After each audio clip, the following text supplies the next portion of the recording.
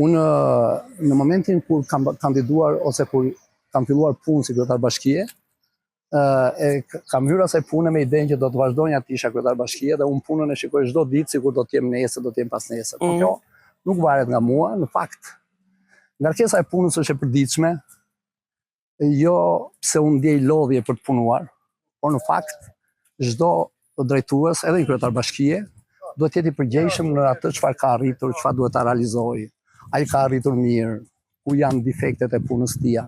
Dhe s'mund të thuhet që po unë do vazhdoj me një të fjalë të gojës.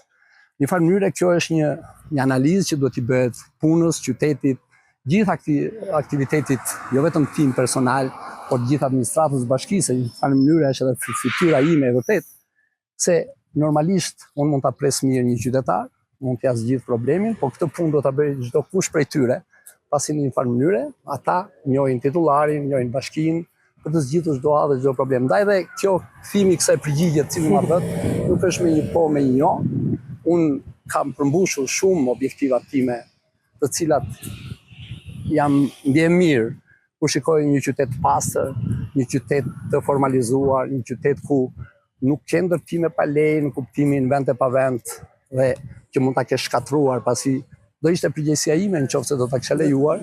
E në fundit a ka halle, po patjetër probleme sa të duash gjithandej, pasi flasim për 81 fshatra, të cilët duhet i menaxhosh, duhet të zgjidhësh problemet, duhet të shuash ujin e pishëm, ndriçimi rrugor, kanalizimet.